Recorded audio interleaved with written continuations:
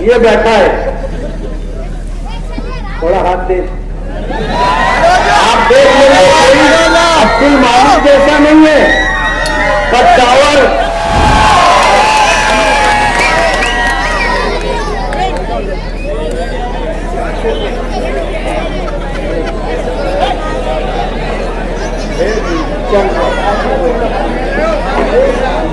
بھائی ward number 17 کے corporator سے عبد المالک فیصا صاحب، جاوید عبدالستار، ساجد عبدالرشید، رمزی مقادم، گریش مورتے، میری حاجی ڈاکٹر شفیق، ڈاکٹر عثمان غنی، اور تمام ذمہ داران کا شکریہ کہ تیرے کرم کے اجالوں نے میرا ساتھ دیا، تیرے کرم کے اجالوں نے میرا ساتھ دیا، سفر میں پا کے چھالوں نے میرا ساتھ دیا، اور جہاں جہاں بھی قدم لڑکھڑائے ہیں میرے دعائیں مانگنے والوں نے میرا ساتھ دیا۔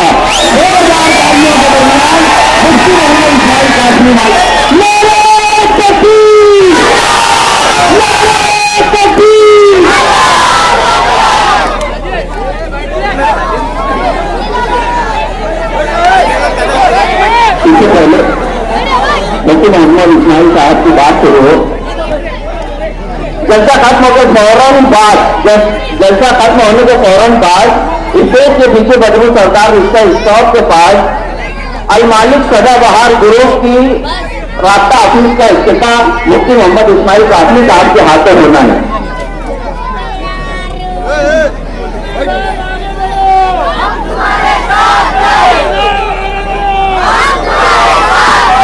بسم اللہ الرحمن الرحیم۔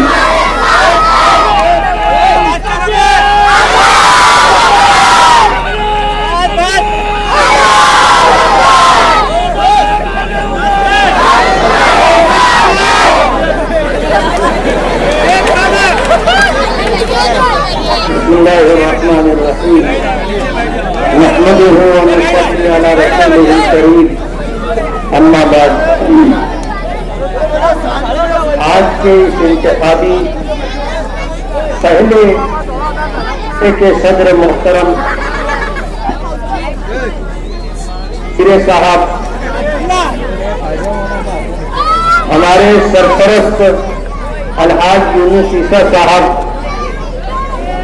مجلس اتحاد المسلمین شمالی مہاراشٹر کے صدر ڈاکٹر خالد پرویز صاحب، ناسک ضلع کے صدر الحاج عبد المالک یونس عیسیٰ صاحب، اسٹیج پر بیٹھے ہوئے تمام کارپوریٹر، پارلیمنٹری بورڈ کے لوگ، علماء کرام، اور سامنے اور اسٹیج کے دائیں بائیں اور پیچھے آج اس جلسے میں شرکت کے لیے جتنے لوگ آئے ہیں، اسی طرح گھروں میں بیٹھی میری غیرت مند اور پردہ نشین مائیں اور بہنیں، یہ ہمارا پہلا جلسہ ہے، اور اس پہلے جلسے کے ذریعے ہم پورے شہر میں جو پیغام دینا چاہتے ہیں، جو اس زمین کی سچائی ہے، اور اس شہر میں رہنے والا ہر سماجی ذمہ دار اس بات کو محسوس کرتا ہے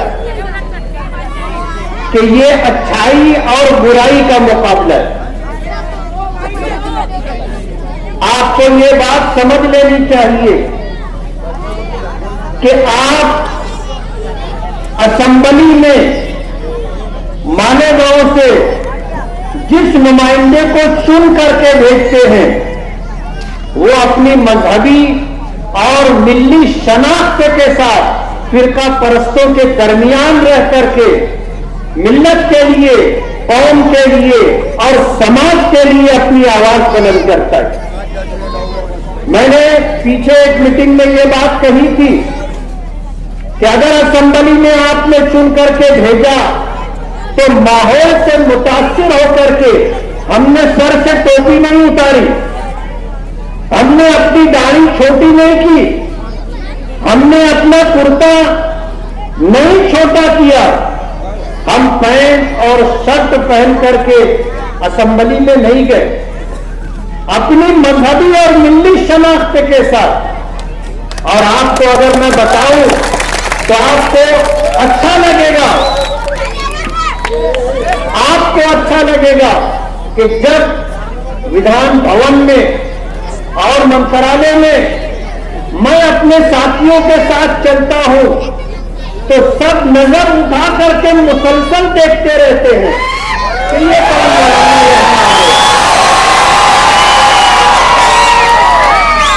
میں اپنے کسی مسلم نمائندے کے متعلق کچھ نہیں کہنا چاہتا، لیکن آپ نے 2019 میں جس شخص کا انتخاب کیا تھا اس نے مالیگاؤں کی مذہبی شناخت کو برقرار رکھا۔ ہمارا شہر مسجدوں کا شہر ہے، ہمارا شہر مدرسوں کا شہر ہے، اور ہمارا شہر ملی مذہبی شناخت رکھنے والا شہر ہے۔ مالیگاؤں کو ہندوستان ہی نہیں پوری دنیا میں جانا جاتا ہے، اور اس کی وجہ ہمارے مدارس دینیہ ہے۔ مالیگاؤں وہ شہر ہے جس نے پوری دنیا میں لڑکیوں کو عالمہ بنانے کے لیے سب سے پہلے جو درسگاہ جامعۃ الصالحات کے نام سے قائم کی، اس درسگاہ سے جو بچیاں عالمہ اور حافظہ بن کر کے جب اپنے گھروں پر واپس گئی تو انہوں نے خواتین کے لیے، بچیوں کے لیے مذہبی دینی تعلیم کا بیڑا اٹھایا، درسگاہیں قائم کی۔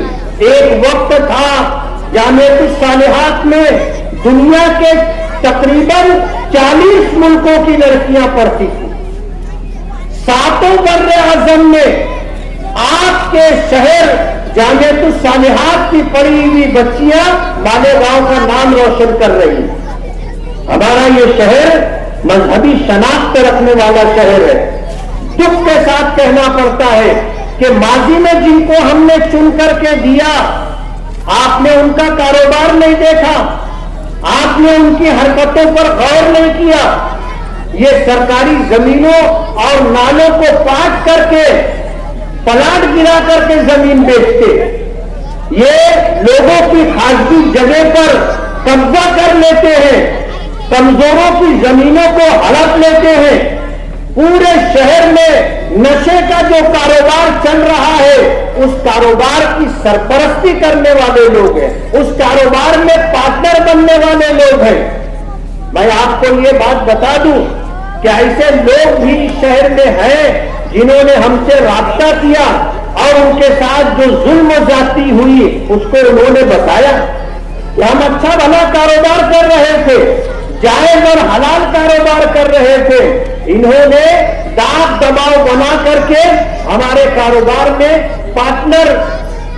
پارٹنرشپ لی، اور اس کے بعد جب کاروبار میں مندی آنے لگی تو جائز اور حلال کاروبار سے نکال کر کے ہمیں غیر قانونی کاروبار میں ڈال دیا گیا۔ اور میں بہت صفائی کے ساتھ کہنا چاہتا ہوں، اور سچی بات ہے اس لیے کہہ رہا ہوں، مجھے ڈر نہیں ہے، خوف نہیں ہے۔ ایک جان ہے، لے گا تو کون لے گا؟ اللہ لے گا۔ عبد المالک کے اوپر جان لیوا حملہ ہوا تھا، لیکن اللہ کو منظور نہیں تھا آج ہمارے درمیان زندہ و سلامت بیٹھے۔ کوئی اپنی مرضی سے کسی کی جان لے لے ایسا نہیں ہوتا، اور جب وقت پورا ہو گیا تو پھر دنیا کی کوئی طاقت اس کو بچا بھی نہیں سکتی۔ موت آئے گی تو اسے جانا ہوگا، ہمیں کوئی ڈر اور خوف نہیں ہے۔ یہ خود پولیس خبری ہے، اپنے ساتھیوں کو جب غیر قانونی کاروبار میں ڈال دیتے ہیں تو خود ہی پولیس کو خبر بھی دیتے۔ میں پولیس ڈپارٹمنٹ کے ان آفیسران کو جانتا ہوں جو ان کے کانٹیکٹ میں ہے، اور ان کے بولنے پر ان کے ہی ساتھیوں پر ریڈ کرتے ہیں، اور پھر کٹنی کھانا، ٹونا لگانے کے بعد ٹونا چھڑانے کے لیے بھی آ جاتی ہے۔ جس کو ریڈ کرا کر کے پھنسایا اس کو بچا کر کے اس پر احسان بھی جتاتے اور غیر قانونی کاروبار کا ثبوت اپنے پاس رکھتے تاکہ یہ بیچارہ کبھی ہم کو چھوڑ کر کے جا نہ سکے. ایسے آکڑی لگا کر کے اس کو پھنسا کے رکھتے. آج ان کے ساتھ جو لوگ ہیں ان میں سے اکثر ایسے لوگ ہیں جو دل سے ان کے ساتھ نہیں ہیں, ان کی مجبوری ہے اور مجبوری میں ان کے ساتھ نظر آتے ہیں. انہوں نے پورے شہر میں غنڈہ گردی کرنے والے, پورے شہر میں غیر قانونی منشیات کا کاروبار کرنے والے لوگوں کو جمع کیا. آپ نے ان کے اسٹیج کے فوٹو دیکھے ہوں گے, گانجا بیچنے والے, امڈی بیچنے والے اور ایسے بہت سارے لوگ. آپ ان کو شکلوں سے دیکھ کر کے پہچان لیں گے, یہ کوئی سماج کے عزت دار لوگ نہیں ہیں. آپ ہمارا اسٹیج دیکھو نا, ہمارے اسٹیج پر الحمدللہ آپ کو ایک نشے باز آدمی نہیں ملے گا, ایک جواری نہیں ملے گا, ایک آدمی ایسا نہیں ملے گا جو عیاشی کرتا ہو, جناکاری میں مبتلا ہو. ہمارے اسٹیج پر الحمدللہ عزت دار, دیندار لوگ ہوتے ہیں اور آپ ان کا اسٹیج دیکھ لو, آپ کو فرق سمجھ میں آ جائے گا کہ یہ اچھائی اور برائی کا مقابلہ ہے. 1% لوگ بھی ایسے نہیں ہیں جو سماج میں برائی کی سرپرستی کرتے ہو یا خود برائی کرتے ہو, لیکن ان کی وجہ سے 99% مذہبی, دیندار اور سماج میں عزت کا مقام رکھنے والوں کو تکلیف اٹھانی پڑتی. آپ نے اگر ان کو چن کر کے دیا تو اس شہر کے اوپر غنڈہ گردی کرنے والوں کا راج ہوگا, اس شہر پر نشے کا کاروبار کرنے والوں کا راج ہوگا, اس شہر پر لوگوں کی زمینوں پر قبضہ, ناجائز قبضہ کرنے والوں کا راج ہوگا اور اس شہر میں کمزوروں کے ساتھ ظلم زیادتی کرنے والوں کا راج ہوگا. آپ کی نسلیں تباہ و برباد ہو جائیں گی. یہ ہمارے نوجوانوں کا مستقبل تباہ و برباد کرنا چاہتے, انہیں نشے کا عادی بناتے ہیں. ایسے سینکڑوں واقعات اس شہر میں آپ کو ملیں گے کہ انہوں نے جو حرکت کی ہے, گھر کا گھر تباہ و برباد ہو رہا ہے. تو ہمارا یہ الیکشن اچھائی اور برائی کا مقابلہ ہے. انہوں نے اس شہر کے ساتھ, آپ کے ساتھ جو حرکت کی ہے وہ میں آپ کو یاد دلانا چاہتا ہوں. جب 2019 کا الیکشن ہارے تو شہر سے تقریباً 40 سے 45 ہزار ووٹ کٹوا دیے اور خود ہی اعلان کرتے تھے کہ اتنے بوگس ووٹ ہم نے کٹوا دیے, جبکہ ان میں وہ لوگ تھے جن کے بارے میں ان کا یہ گمان ہوتا تھا کہ یہ ہم کو ووٹ نہیں دیتے, ان کا ووٹ کٹوا دیے. یہ تو پارلیمنٹ الیکشن آیا تو پارلیمنٹ الیکشن آنے کے بعد پول کھل گئی اور لوگوں کو سمجھ میں آ گیا کہ ہمارا ووٹ انہوں نے کٹوا دیا. آج ہم اس ملک میں فرقہ پرستوں کو پیچھے کرنا چاہتے ہیں, ان کی حکومت ختم کرنا چاہتے ہیں اور انہوں نے پارلیمنٹ الیکشن میں ہمیں ووٹ دینے سے محروم رکھا. ہمیں بتانے والوں نے بتایا ہے کہ تقریباً ان کی تیاری 30,000 بوگس ووٹوں کی ہے. پچھلا 2019 کا الیکشن, اس سے پہلے 2014 کا الیکشن, 2014 کے الیکشن میں یہ تقریباً 17,000 ووٹ سے جیتے تھے. باپ بیٹے جب جیتنے کے بعد بیٹھے تو مرحوم شیخ رشید صاحب نے اپنے فرزند شیخ آصف سے یہ کہا تھا کہ ہم ہار گئے ہیں, جیتے نہیں ہیں, ہم نے 22,000 بوگس ووٹ ڈالی ہے, تب جا کر تو 17,000 ووٹ سے جیتا ہے. اگر 22,000 بوگس ووٹ نہیں ڈالی جاتی تو وہ مولانا پھر جیت جاتا. اب ان کی تیاری 30,000 بوگس ووٹ کی ہے. میں آپ کو یہ بتانا چاہتا ہوں کہ اگر آپ کا بوگس ووٹ ڈالا گیا تو آپ وہاں جائیے, آپ ہمارے لوگوں کو بتائیے, آپ کو چیلنجنگ ووٹ دینا ہے اور وہاں کا اگر پریسائڈنگ آفیسر آپ کو منع کرے تو اس کو منع کرنے کا حق نہیں. آپ کو یہ حق دیا ہے قانون نے ہوتا یہ ہے کہ پریسائڈنگ آفیسر نہیں بول دیتا ہے, ہم لوگ ایک دوسرے کا منہ دیکھ کر کے واپس آ جاتے. آپ واپس نہ آئے, آپ ایک چیلنج بن کر اس کے سامنے کھڑے ہو جائیں کہ یہ میرا آدھار کارڈ ہے اور ووٹر کے اندر میرا نام ہے, میں نے ووٹ نہیں دی ہے, کسی نے بوگس ووٹ ڈالی ہے, میں ووٹ دینا چاہتا ہوں اور اس کو ووٹ ڈلوانا پڑے گا. آپ واپس مت آنا, آپ واپس مت آنا, آپ کا حق ہے. الیکشن کمیشن کی طرف سے یہ حق آپ کو دیا گیا ہے. ہم تو اس کے سدے بات کے لیے کوشش کریں گے, لیکن اگر ایسا کچھ ہو گیا تو آپ کو واپس نہیں آنا ہے, آپ کو ووٹ دینا ہے. ان کے ساتھ جو لوگ ہوتے ہیں وہ لوگ غیر قانونی ہتھیار لے کر کے ساتھ میں چلتے. میں نے اس سے پہلے بھی پولیس ڈپارٹمنٹ کو اس بارے میں خبردار کیا کہ آپ ان کے ساتھ, ان کے آگے پیچھے رہنے والوں کی چیکنگ کریں. ان کے پاس آپ کو ہتھیار ملے گا. اور آپ کو میں یہ پیغام دینا چاہتا ہوں کہ اگر آپ کے ساتھ, ہمارے ساتھ کسی طرح کی کوئی زیادتی ہوئی اور ہم پر اٹیک ہوا, آپ پر اٹیک ہوا اور پبلک نے اٹیک کرنے والوں کو پکڑ کر کے اگر جوابی کارروائی کی تو اس کی ذمہ دار ڈپارٹمنٹ ہوگی. ہم بار بار یہ بات کہنا چاہتے ہیں کہ پولیس ڈپارٹمنٹ اپنی ذمہ داری پوری کرے. اگر ان لوگ ڈپارٹمنٹ نے اس بات کو نوٹ نہیں کیا اور اس طرح کی کوئی گھٹنا گھٹی کہ پبلک نے ایسے لوگوں کو مارا اور روانہ کر دیا تو پولیس ڈپارٹمنٹ اس کے ذمہ دار ہوگی. آپ کو ڈرنے کی کوئی ضرورت نہیں ہے.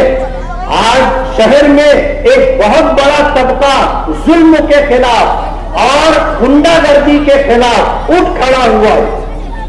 ہم ڈرنے والے لوگ نہیں ہیں.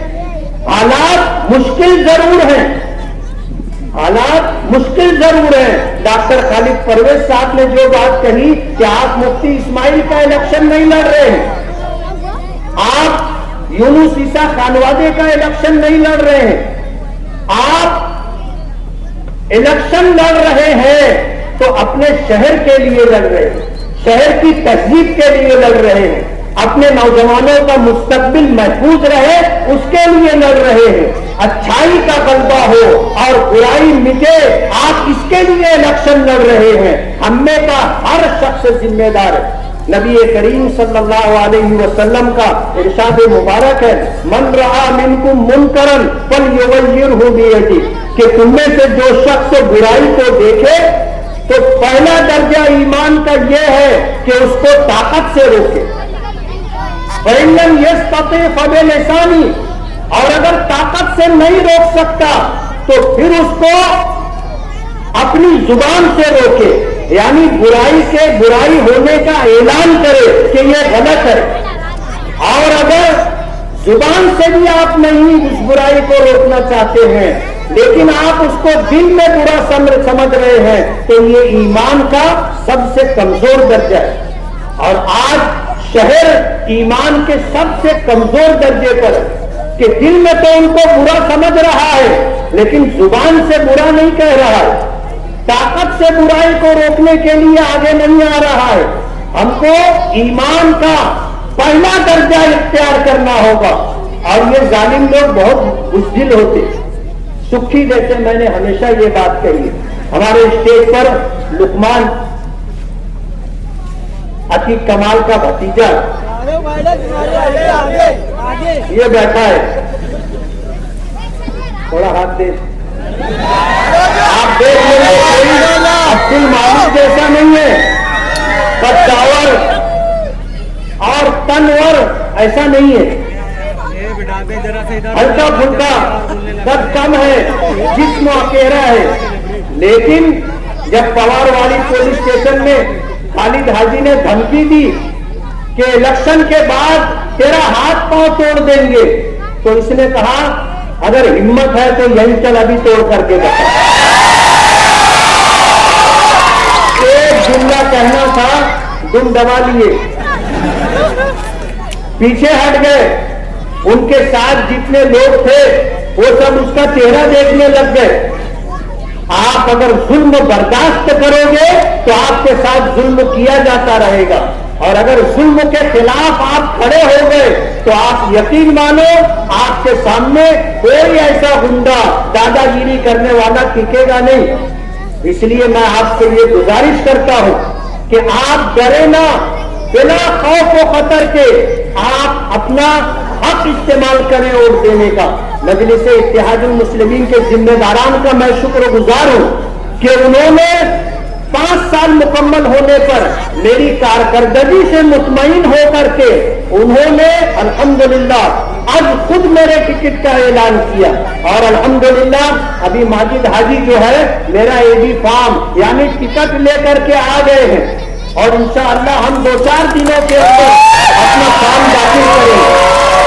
تو میری آپ سے یہ گزارش ہے، وقت میرے پاس کم رہا، یہ میرے پاس لسٹ ہے جس میں تقریباً وارڈ نمبر 17 اور اس کے آس پاس ہم نے تقریباً 15 کروڑ 76 لاکھ روپے کا کام کیا ہے، جس میں سے کچھ کام ہو چکے ہیں اور زیادہ کام ہونے باقی ہے، جس میں خاص طور پر نعمانی برج ہے، اور تقریباً 4, 5, 6 مقامات پر ہماری ماں اور بہنوں کے لیے سنداز بننا، 20 فٹ کی سنداز بننا باقی ہے۔